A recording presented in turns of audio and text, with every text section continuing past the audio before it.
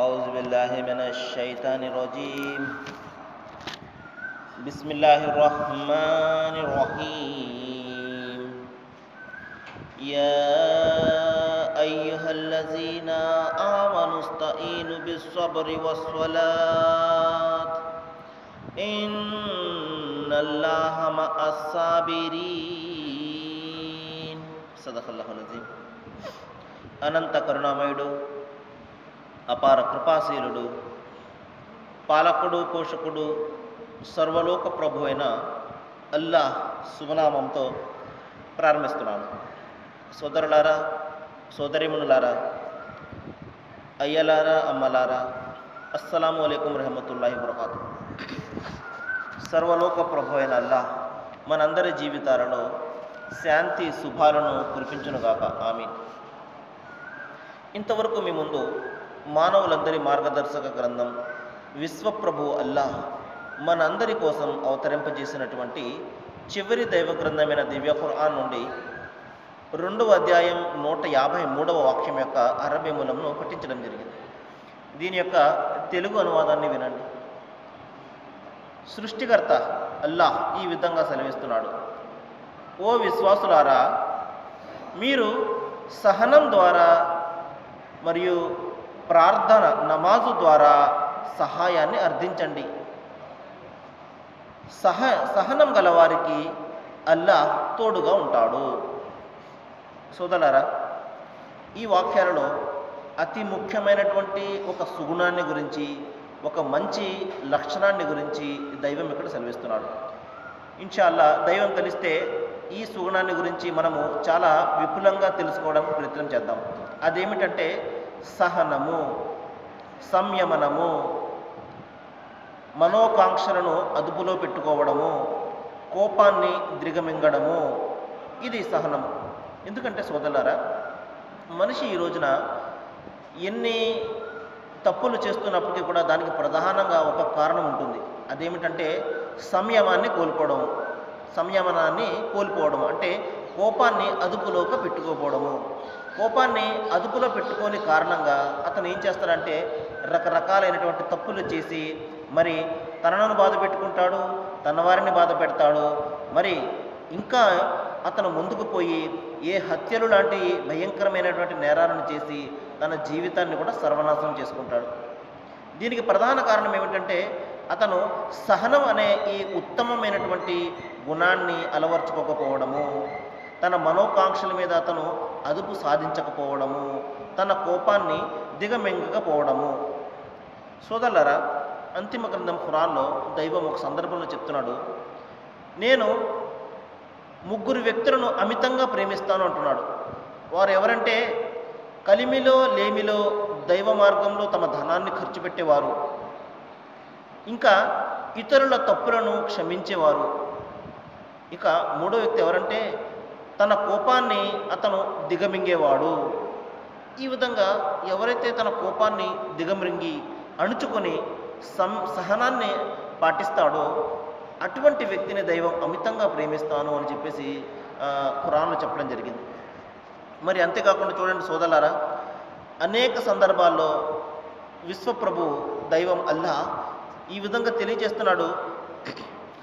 సహనం ద్వారా లభించే ప్రతిఫలాన్ని గురించి, సహనం వహిస్తే కలిగే మేళ్లను గురించి, అనుగ్రహాలను గురించి అనేక సందర్భాలుగా చెప్పడం జరిగింది. మరి చెప్తున్నాడు, ఎవరైతే సహనం వహిస్తారో వారికి లెక్కలేనంత ప్రతిఫలాన్ని మేము ప్రసాదిస్తాము అంటున్నాడు. ఏమాత్రం కూడా లెక్క ఉండదు. అనంతమైనటువంటి ప్రతిఫలము మనిషి కోసం ఎదురు చూస్తుంది. ఒకవేళ అతను సహనాన్ని మరి పాటించినట్లయితే, సహనాన్ని అలవర్చుకున్నట్లయితే మరి అతనికి అనేక రకాల మేళ్లను గురించి దైవం వాగ్దానం చేస్తున్నాడు.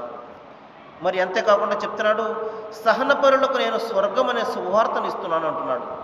చూడండి సోదరులారా, స్వర్గం అనే ఆ ఉన్నతమైనటువంటి మహోన్నతమైనటువంటి సాఫల్యాన్ని, ఆ స్థానాన్ని సాధించాలంటే మనిషికి కావలసిన ప్రధానమైన గుణం ఏమిటంటే సహనము గలవారికి నేను స్వర్గం యొక్క శుభవార్తను ఇస్తున్నాను అని దైవం సెలవిస్తున్నాడు.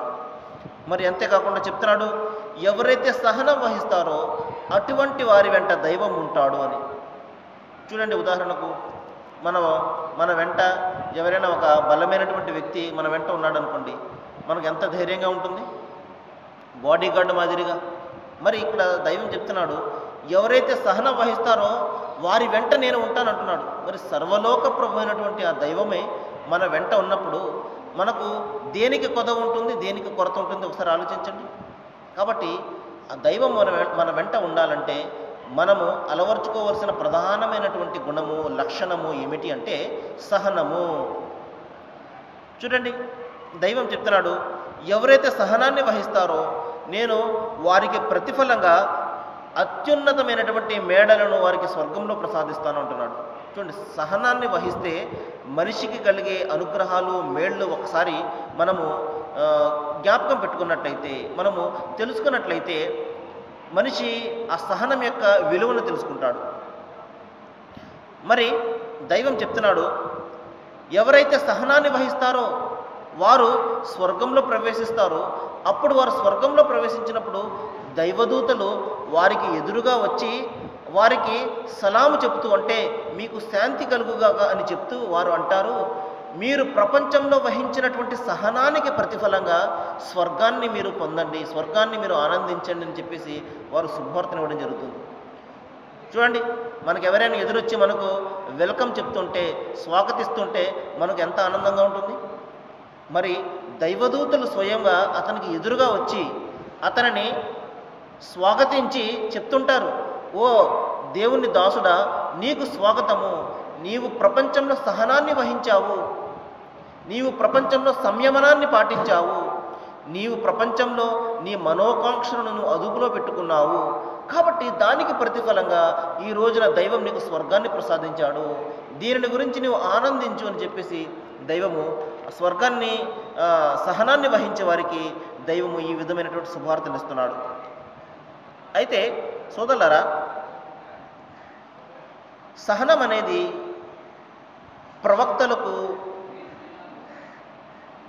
ప్రవక్తలకు ఉండే లక్షణం అన్నమాట. ప్రవక్తలు అంటే ఎవరండి? మానవులందరికీ కూడా మార్గాన్ని చూపించడానికి దైవం చేత నియుక్తులైనటువంటి, నియమింపబడినటువంటి వారు ప్రవక్తలు. మనలోని వారే, మనలాంటి మానవులే. అయితే వారికి ఉండే విశిష్టమైనటువంటి గుణం ఏమిటంటే సహనము. ఎందుకంటే ఎప్పుడైతే దేవుని యొక్క పని మొదలు పెడతాడో మనిషి, ఎప్పుడైతే సత్యాన్ని గురించి ప్రచారం చేయడానికి పాటుపడతాడో, ప్రజలకు సత్యాన్ని బోధిస్తూ ఉంటాడో, ప్రజలకు చెడుల నుండి ఎప్పుడైతే ఆపుతూ ఉంటాడో, అప్పుడు ప్రపంచమంతా కూడా ఏకమైపోయి అతనిని అణచడానికి ప్రయత్నం చేస్తుంది, అతనిని మరి ఆ పని నుండి ఆపడానికి ప్రయత్నం చేస్తుంది, శారీరకంగా మానసికంగా బాధలు పెట్టి అతనిని ఆ పని నుండి ఆపడానికి ప్రయత్నం చేస్తుంది. మరి అటువంటి సందర్భంలో తప్పనిసరిగా కావలసినటువంటి గుణం ఏమిటంటే సహనము. కాబట్టి ప్రవక్తలందరికీ కూడా, ఎందుకంటే ఎప్పుడైతే ప్రవక్త దేవుని ధర్మాన్ని గురించి బోధించడం మొదలుపెట్టాడో ప్రజలందరూ కూడా మీరు చాలా బాగా బోధిస్తున్నారండి, మేము దాన్ని అనుసరిస్తాము అని చెప్పేసి ఎవరు కూడా వెంటనే విశ్వసించలేదు సోదరులారా. అందరూ కూడా తిరస్కరించేవారు. ఎందుకంటే ఎప్పుడైతే తన మనోకాంక్షలకు, తన మనస్సుకు వ్యతిరేకంగా ఎవడైనా ఏదైనా చెప్పినప్పుడు మనిషి దాన్ని అంగీకరించడు, మనిషి దాన్ని తప్పుపడతాడు. అది మంచిగానేవ్వండి, ఏమయ్యా నీ విధమైనటువంటి అలవాట్లలో ఉండిపోయావు, కూరుకుపోయావు, నీవు దీని నుండి బయటపడు, నీవు నాశనం అయిపోతున్నావు, నీ ఇంటి వారు నాశనం అయిపోతున్నారు అని మనం ఎప్పుడైనా ఎవరికైనా హితబోధ చేసామనుకోండి, మనము వాళ్ళకి ఎంత మాత్రం కూడా నచ్చము, మనల్ని అతను తిట్టుకుంటాడు, అసహించుకుంటాడు. అదేవిధంగా దైవ ప్రవక్తలు ఎప్పుడైతే దేవుని ధర్మాన్ని గురించి ప్రచారం చేస్తారో వెంటనే ప్రజలందరూ దాన్ని వ్యతిరేకిస్తారు. మరి అటువంటి సందర్భంలో వారికి కావలసిన ప్రధానమైనటువంటి గుణము సహనము. అందుకని దైవం చెప్తున్నాడు, ప్రవక్తలకు ఉండే ప్రధాన గుణము సహనము. అంతిమ గ్రంథం ఖురాన్లో దైవము ఈ విధంగా సెలవిస్తున్నాడు, ఫసబిర్ కమా సబర ఉలుల్ అజ్మి మినర్ రుసులి వలా తస్తఅజిల్లుహుం. అంటే దీని అర్థం ఏమిటంటే, ఓ ప్రవక్త సహనాన్ని వహించండి, ప్రజలు కల్పించే మాటలకు, ప్రజలు కలిగించే బాధలకు మీరు ఏమాత్రం కూడా సహనాన్ని కోల్పోకుండా, సంయమాన్ని కోల్పోకుండా ఉండకండి, జాగ్రత్త సుమా, సహనాన్ని మీరు వహించండి. ఎందుకంటే ప్రవక్త ముహమ్మద్ వారికి అనేక రకాలుగా వ్యతిరేకులు మరి ఆయనను శారీరకంగా మానసికంగా హింసించే పరిస్థితులు ఉన్నప్పుడు ప్రవక్తను దైవము ఈ విధంగా సముదాయిస్తున్నాడు, ఓదారుస్తున్నాడు. ఏమని అంటే, ప్రవక్త మీరు సంయమనాన్ని సహనాన్ని ఎంత మాత్రం కూడా కోల్పోకండి. ఎందుకంటే మీకంటే మీకంటే ముందు వచ్చినటువంటి ప్రవక్తలందరినీ ప్రజలు ఈ విధంగానే తిరస్కరించారు. కానీ వారు ఏ మాత్రం కూడా వెరవలేదు, కష్టాలకు కృంగిపోలేదు. వాళ్ళు సహనాన్ని వహించారు. కాబట్టి మీరు కూడా సహనాన్ని వహించండి అని చెప్పేసి దైవము తన ప్రవక్తకు నిర్దేశిస్తున్నాడు. కాబట్టి సోదరులారా, ఈ విధంగా ఈ అద్భుతమైనటువంటి సహనము అనే గుణం ఉంది చూశారు. ఇది మనిషిని మరి ఎంతో ఉన్నతమైనటువంటి శిఖరాలకు చేరుస్తుంది. మరి అత్యున్నతమైనటువంటి స్వర్గాన్ని అతనికి సాధించి పెడుతుంది, దైవానికి దగ్గర చేస్తుంది. కాబట్టి రండి సోదరులారా, సహనం వహించినట్లయితే, మనకు సహనం అనే ఈ మహోన్నతమైనటువంటి గుణాన్ని మనము కలిగి ఉన్నట్లయితే మనకు కలిగే మేళ్ళు, మనకు కలిగే అనుగ్రహాలను గురించి ఒకసారి మనం చూద్దాం. ఎందుకంటే మనిషి ఎప్పుడు కూడా ఒకటే ఆలోచిస్తుంటాడు, నేను ఏదైనా ఒక పని చేస్తే నాకు ఏమి ప్రయోజనం వస్తుంది, నాకు ఏమి లాభం వస్తుంది, నాకు లాభం ఉంటే నేను చేస్తాను, నష్టం ఉంటే దాన్ని నేను విడిచిపెడతాను. సహజంగా మనిషి అతని నైజాన్ని కోరుకునే విధానమే ఇది. దైవం అదే చెప్తున్నాడు.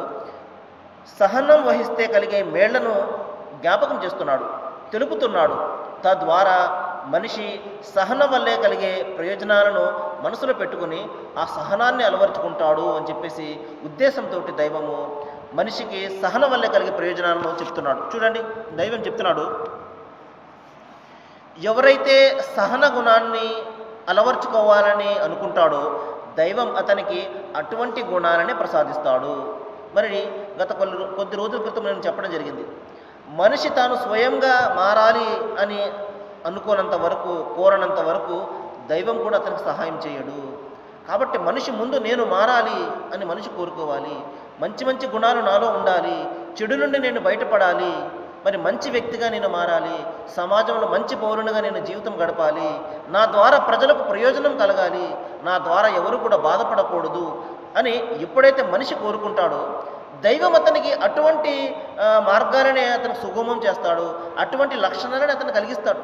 కాబట్టి మనిషి కోరనంత వరకు, మనిషి తన ప్రయత్నం చేయనంత వరకు అతను ఏ మాత్రం కూడా బాగుపడడు. సోదరులారా, ఇది గమనించాలి. దైవం ఈ విషయాన్ని గురించి ఇదే చెప్తున్నాడు. ఎవరైతే సహనాన్ని అలవర్చుకోవాలనుకుంటాడో, సహనవంతునిగా మారాలి అని ఎవరైతే భావిస్తాడో అటువంటి వారికి దైవము అటువంటి గుణాలని ప్రసాదిస్తాడు. అంతిమ గ్రంథం ఖురాన్లో మరి ఈ విధంగా చెప్తున్నాడు, వనజిజియల్లజీన సబరు అజ్రుహుం బి అహసని మా కాను యఅమలూన్. ఎవరైతే సహనాన్ని వహిస్తారో మేము వారి యొక్క పనులకు ఉత్తమమైనటువంటి ప్రయోజనాన్ని, ప్రతిఫలాన్ని ప్రసాదిస్తాము అంటున్నాడు. కాబట్టి ఎవరైతే సహనాన్ని వహిస్తారో దైవము అటువంటి వారి యొక్క పనుల గురించి చెప్తున్నాడు. వారి పనులు ఉత్తమంగా ఉంటాయి, వారి పనులు మరి ప్రజలందరూ కూడా ప్రయోజనాన్ని పొందుతారు. అటువంటి వారి పనులతోటి ప్రజలందరూ కూడా మరి సంతోషాన్ని పొందుతారు అటువంటి వారి పనులతోటి. కాబట్టి దైవము అటువంటి వారి పనులకు ప్రతిఫలంగా స్వర్గాన్ని ప్రసాదిస్తానంటున్నాడు. మరి ప్రవక్త ముహమ్మద్ సల్లల్లాహు అలైహి వసల్లం వారు ఒక సందర్భంలో చెప్పారు, ఎవరైతే సహనాన్ని అలవర్చుకోవాలనుకుంటారో దైవం వారికి అటువంటి గుణాలని ప్రసాదిస్తాడు. సహనం కంటే ఉత్తమమైనటువంటిది, మరి ఇతోధికంగా మేళ్లను ఇచ్చేది మరొకటి లేదు అని చెప్పేసి ప్రవక్త వారు చెప్పారు. సోదరులారా, ప్రవక్త వారు ఏం చెప్పారు అంటే, సహనం కంటే ఉత్తమమైనటువంటి గుణము మరొకటి లేదు అన్నారు. మరి అంతేకాదు, సహనం కలిగించే మేళ్ళు మరి ఏ గుణం కూడా కలిగించదు అన్నారు. కాబట్టి ఇంత అద్భుతమైనటువంటి ఈ సుగుణము మరి దైవం చెప్తున్నాడు, ఇది అందరికీ కూడా దక్కదు సుమా. ఎవరైతే దాని గురించి కృషి చేస్తారో, ఎవరైతే దాని గురించి పాటుపడతారో వారికి మాత్రమే దక్కుతుంది. వల్లజీన జాహదు ఫీనా నహదియహం సుబులన. ఎవరైతే మా కోసం తీవ్రమైనటువంటి ప్రయత్నాలను చేస్తారో వారికి మేము మార్గాన్ని తేలిక చేస్తాము అని చెప్పేసి దైవము మరి భరోసా ఇస్తున్నాడు. కాబట్టి ఎవరైతే సహనాన్ని అలవర్చుకోవాలనుకుంటారో దైవం వారికి అటువంటి గుణాలను ఇస్తాడు. ఎవడైతే నేను పాడైపోవాలి, నేను సర్వనాశనం అయిపోవాలని ఎవరైతే అనుకుంటాడో దైవం కూడా అటువంటి వారిని ఎంత మాత్రం కూడా మార్చడు. బలవంతంగా అతనిని మంచి వ్యక్తిగా మార్చే ప్రయత్నం ఎంత మాత్రం కూడా చేయడు. కాబట్టి ముందుగా మనిషి తను బాగుపడాలి, నేను మంచి వ్యక్తిగా మారాలి అని కోరుకోవాలి. అదేవిధంగా నేను సహనాన్ని వహించేవానిగా మారాలి, మంచి వ్యక్తిగా నేను మారాలి అని కోరుకున్నట్లయితే దైవం కూడా అతనికి సహనం అనే ఉన్నతమైనటువంటి గుణాన్ని ప్రసాదిస్తాడు. అయితే రండి సోదరులారా, ఇప్పుడు ప్రధానమైనటువంటి అంశం ఏమిటంటే అసలు సహనం అంటే ఏమిటండి? ఇంతవరకు మనము సహనాన్ని గురించి కలిగే మేళ్లను తెలుసుకున్నాము, సహనం వహిస్తే దైవము మన వెంట ఉంటాడని తెలుసుకున్నాము, మరి సహనం అనేది దైవ ప్రవక్తల యొక్క గుణము అని తెలుసుకున్నాము. ఇంత అద్భుతమైనటువంటి సహనాన్ని గురించి మనం తెలుసుకున్నాము. అయితే ఇంతకీ సహనం అంటే ఏమిటో మనం తెలుసుకోవాలి. సహజంగా సహనం అంటే మనం ఏమనుకుంటామంటే కోపాన్ని దిగమింగడము, మరి కోపాన్ని అధిగమించడము, కోపాన్ని అణుచుకోవడము, ఇదేనండి సహనము. మనకి ఎన్ని బాధలు కలిగినప్పటికీ కూడా మరి వెరవకుండా ఉండడమేనండి సహనము అని చెప్పేసి మనం భావిస్తుంటాం. మరి నిస్సందేహంగా ఇది కూడా సహనమే. కానీ సహనం అనే దానికి చాలా విస్తృతమైనటువంటి అర్థం ఉంది సోదరులారా. మనము ఒకదాని తర్వాత ఒకటి తెలుసుకోవడానికి ప్రయత్నం చేద్దాము. చూడండి, ప్రధానంగా సహనము అంటే దాని అర్థం ఏమిటంటే మన యొక్క భావోద్రేకాలను, మనోవాంఛలను అదుపులో పెట్టుకోవడమే నిజమైనటువంటి సహనము. ఎందుకంటే మనిషిని పాడు చేసేయి, మనిషిని సర్వనాశనం చేసేయి అతని యొక్క మనోకాంక్షలు, అతని మనస్సులో ఉన్నటువంటి కోరికలు. కాబట్టి ఈ మనస్సులో ఉన్నటువంటి ఈ కోరికలు, ఈ కాంక్షలు మరి అతని మీద అదుపు సాధించకుండా, అతనిని త్రొక్కివేయకుండా, అణిచివేయకుండా మరి అతను సహనాన్ని వహించడము, తన మనోకాంక్షలను తన చెప్పు చేతుల్లో పెట్టుకోవడము, ఇది నిజమైనటువంటి సహనం. కాబట్టి అంతిమ గ్రంథం ఖురాన్లో ఒక సందర్భంలో దైవం చెప్తున్నాడు, ఎవరైతే మరి హద్దులను మీరు ప్రవర్తించి ఐహిక జీవితానికి ఎవరైతే ప్రాధాన్యతనిస్తాడో మరి అటువంటి వాని యొక్క నివాసము నరకము అని చెప్తున్నాడు. ఎవరైతే హద్దులు మీరు ప్రవర్తించి, ఎందుకంటే దైవం ఇక్కడ కొన్ని హద్దులను పెట్టాడు, ఆ హద్దులను దాటివేయమని చెప్పి మన మనోకాంక్షలు ఎప్పుడు కోరుతుంటాయి. హద్దుల్లో ఉండమని చెప్పి దైవం చెప్తే హద్దులను దాటిని ఇష్టవచ్చిన జీవితం గడుపని చెప్పేసి మన మనసులో కోరికలు మనలను ఈ విధంగా ప్రోద్బలిస్తూ ఉంటాయి, మనకు చెప్పి మార్గాన్ని తప్పించడానికి ప్రయత్నం చేస్తుంటాయి. కానీ దైవం ఏం చెప్తున్నాడు? నీవు హద్దులలో ఉండు అని చెప్పేసి దైవం ఆజ్ఞాపిస్తున్నాడు. కాబట్టి ఎవరైతే హద్దులను మీరు ప్రవర్తించి మరి ఐహిక జీవితానికి, ఈ ప్రపంచంలో ఈ తలుకు బెళుకులకు, ఈ ఆకర్షణలకు ఎవరైతే లొంగిపోయి జీవితం గడుపుతాడో అటువంటి వారి యొక్క నివాసం నరకం అంటున్నాడు. మరి ఎవరైతే నేను ఒకరోజు నా ప్రభువు ముందు, నా దైవం ముందు నిలబడి నేను చేసిన ప్రతి పనికి నేను సమాధానం చెప్పుకోవాలి అన్న భయంతో తన మనోకాంక్షలను నియంత్రణలో ఉంచుకుంటాడో అటువంటి వారి యొక్క నివాసము స్వర్గము అని చెప్పేసి దైవం చెప్తున్నాడు. కాబట్టి స్వర్గం ఎవరికండి? స్వర్గవాసి ఎవరవుతాడంటే ఎవడైతే తన మనస్సును అదుపులో పెట్టుకుంటాడో, నేను ఒకరోజు నా ప్రభువు ముందు, నా అల్లాహ్ ముందు నిలబడి నేను నా పనులకు సమాధానం చెప్పుకోవాలి అన్న భయంతో ఈ ప్రపంచంలో మరి తన మనస్సును నియంత్రణలో ఉంచుకుని జీవితం గడుపుతాడో అటువంటి వారి యొక్క నివాసము స్వర్గము అని చెప్పేసి దైవం అంతిమ గ్రంథం ఖురాన్లో చెప్తున్నాడు. కాబట్టి సోదరులారా, సహనము అంటే మన భావోద్రేకాలను, మన యొక్క మనోకాంక్షలను మన చెప్పు చేతుల్లో పెట్టుకోవడము, వాటి చెప్పు చేతుల్లోకి మనం ఎంత మాత్రం కూడా వెళ్లకుండా ఉండడమే సహనము. ఎందుకంటే శైతాన్ అనేవాడు మనిషిని ఉద్రేకపరిచి, భావోద్రేకాలను రెచ్చగొట్టి, మనోకాంక్షల యొక్క దాస్యాన్ని చేయించి తప్పులు చేయించడానికి ప్రయత్నాలు చేస్తాడు. ఆ విధంగా అతనిని దేవుని నుండి దూరంగా చేయడానికి, స్వర్గం నుండి దూరంగా తీసుకుని వెళ్ళడానికి, నరకంలో త్రోసివేయడానికి శైతాను ఈ మనోకాంక్షల దగ్గరే మరి మాటు వేసుకుని కాసుకుని కూర్చుని ఉంటాడు, మనిషిని ఎప్పుడు మార్గం తప్పిద్దామా అని చెప్పేసి. కాబట్టి సోదరులారా, ప్రధానంగా మనిషి ఎక్కడ అతను తప్పు చేస్తాడు అంటే, ఎక్కడ అతను తన యొక్క సహనాన్ని కోల్పోతాడు అంటే తన భావోద్రేకాలను అతను అదుపులో పెట్టుకున్నప్పుడు, కోపం వస్తే, లేకపోతే అతనికి ఏదైనా చిరాకు కలిగినప్పటికీ, లేకపోతే ఎవరైనా అతనికి ఏదైనా తిట్టినా కొట్టినా మరి అతను సంయమనాన్ని కోల్పోయి మరి తన భావోద్రేకాలను అతను అదుపులో ఉంచుకోకుండా మరి రకరకాలైనటువంటి చెడుల్లో అతను పడిపోవడానికి ఆస్కారం ఉంటుంది. కాబట్టి ఎవరైతే తన భావోద్రేకాలను, తన మనోవాంఛలను అదుపులో పెట్టుకుంటారో అతను నిజమైనటువంటి సహనవాసి అన్నమాట. ఒక ఉదాహరణ చెప్తాను. ప్రవక్త ముహమ్మద్ సల్లల్లాహు అలైహి వసల్లం వారు ఒక సందర్భంలో ఒక యుద్ధ మైదానం నుండి మరి దేవుని ధర్మానికి వ్యతిరేకంగా ఎవరైతే మరి ఉంటారో వారితో యుద్ధాన్ని చేసిన తర్వాత ఎందుకంటే ఈ పోరాటం అనేది ఆది నుండి కూడా సత్యానికి అసత్యానికి మధ్య జరుగుతూ ఉన్నది, ధర్మానికి అధర్మానికి మధ్య జరుగుతూ ఉన్నది, మంచికి చెడుకు మధ్య ఎప్పుడు కూడా మరి ప్రళయం వరకు కూడా పోరాటం జరుగుతూనే ఉంటుంది. కాబట్టి ఈ పోరాటంలో మనము మంచి వెంట నిలబడి మంచి కోసం మనం పాటుపడాలి. కాబట్టి మన ప్రాణాలు పోయినా కూడా ఎప్పుడు కూడా మనము సత్యం కోసము, ధర్మం కోసము, మరి మంచి కోసము, న్యాయం కోసము మనం ఎప్పుడు కూడా పాటుపడుతూ ఉండాలి. మరి అటువంటి సందర్భంలో ప్రవక్త ముహమ్మద్ సల్లల్లాహు అలైహి వసల్లం వారు మరి సత్య తిరస్కారులతోటి యుద్ధం అయిన తర్వాత ఇంటికి వెళుతూ తన శిష్యులతో చెప్తారు, మీరు చిన్న యుద్ధం నుండి పెద్ద యుద్ధానికి వెళ్తున్నారు అని చెప్పేసి ఆయన చెప్పగానే శిష్యులు అడుగుతారు, ఓ ప్రవక్త, ఇంత పెద్ద యుద్ధాన్ని మేము చేశామే, ఇంతకంటే పెద్ద యుద్ధం ఏముంటుంది, ఇంటికి వెళ్తే ఆనందం ఉంటుంది కానీ అక్కడ యుద్ధం ఏముంటుంది అని చెప్పేసి అడగగానే ప్రవక్త వారు చెప్పారు, ఇప్పుడు మీరు చేసినటువంటి యుద్ధం చాలా చిన్నది, కానీ ఇంటికి వెళ్ళి మీ మనోకాంక్షలతోటి మీరు యుద్ధం చేస్తారు చూసారా, అది చాలా పెద్దది. ఎందుకంటే మన మనోకాంక్షలను నియంత్రించుకోవడం అనే యుద్ధం ఉంది చూసారా, అనుక్షణం కూడా శైతాన్ అనేవాడు మనోకాంక్షల దాస్యాన్ని చేసి మార్గాన్ని తప్పించడానికి ప్రయత్నం చేస్తాడు. కాబట్టి ఈ శైతానుతోటి, ఈ దుష్ట శక్తులతోటి పోరాటం అనేది చాలా పెద్ద పోరాటము, అంత తేలికైనటువంటి విషయం కాదు. మనం చూస్తుంటాము, మద్యపానాన్ని సేవించేవారు ఆ అలవాట్లు కూరుకుపోయి ఉంటారు, వారు రకరకాలుగా ప్రయత్నాలు చేస్తుంటారు బయటపడ్డామని చెప్పేసి. మరి హాస్పిటల్కి వెళ్ళి ట్రీట్మెంట్ ఇప్పించుకుంటూ ఉంటారు, మరి దైవ మార్గంలో అతను వెళ్తుంటారు, ఏ విధంగా నేను మారిపోవాలని చెప్పేసి. కానీ కొద్ది రోజులు వెళ్తారు, తిరిగి ఆ పూర్వపు జీవితాన్ని వారు ప్రారంభిస్తూ ఉంటారు. అంత తేలికైనటువంటి విషయం కాదు. ఏదైనా ఒక అలవాటులో మనము కూరుకుపోయామంటే, ఒక అలవాటు మనము చేసుకున్నామంటే ఆ అలవాటు నుండి బయటపడడం చాలా కష్టము. దైవం అదే చెప్తున్నాడు, మీ మనోకాంక్షలతోటి మీరు చేసే యుద్ధము చాలా పెద్ద యుద్ధము, అంత తేలికైనటువంటి యుద్ధం కాదు, జాగ్రత్త సుమా. కాబట్టి ఏ విధమైనటువంటి అలవాట్లకు మనం లొంగకూడదు. అదే జీవితము, అదే పోరాటము. ఇక్కడ మనం మంచి పోరాటాన్ని మనం చేసినట్లయితే మన ప్రతిఫలం కూడా చాలా ఎక్కువ ఉన్నతంగా ఉంటుంది. ఇక్కడ మనము మన మనోకాంక్షలకు లొంగిపోయి, అలవాట్లకు లొంగిపోయి, మన జీవితాన్ని గొల్ల చేసుకుని, మన ఆరోగ్యాన్ని గొల్ల చేసుకుని, సమాజాన్ని బాధపెట్టి, భార్య బిడ్డలను బాధపెట్టి, ఇంత నీచమైనటువంటి జీవితాన్ని మనం గడిపినట్లయితే ఇక్కడ కూడా మనకు శాంతి ఉండదు. అందరి చీత్కారాలు తప్పించి ప్రళయంలో కూడా ఏ విధమైనటువంటి ప్రతిఫలం కూడా మనకు దక్కదు.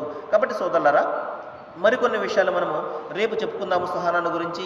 మరి చాలా చక్కటి విషయాలు మన ముందుకు వచ్చాయి. సహనం అనే ఉన్నతమైనటువంటి గుణాన్ని మనం అందరం కూడా కలిగి ఉండాలి. ఇది స్వర్గానికి తీసుకుని వెళ్తుంది, దైవానికి దగ్గర చేస్తుంది. మరి దైవాన్ని నేను ప్రార్థిస్తున్నాను, మరి ఈ ఉన్నతమైనటువంటి సహనం అనే గుణాన్ని దైవం మనందరికీ కూడా ప్రసాదించుగాక. మనందరం కూడా సహనం అనే ఉన్నతమైనటువంటి గుణాన్ని అలవర్చుకుని దైవానికి పాత్రులు కావాలని, మరి మన మరణం తర్వాత కూడా మనం సాఫల్యాన్ని సాధించే విధంగా మనము సహన గుణాన్ని అలవర్చుకోవాలని దైవం మనకు ఆ జ్ఞానాన్ని ప్రసాదించాలని నేను వేడుకుంటూ ముగిస్తున్నాను. వాఖిరు దవానా అనిల్ హమ్దులిల్లాహి రబ్బిల్ ఆలమీన్. అస్సలాము అలైకుం.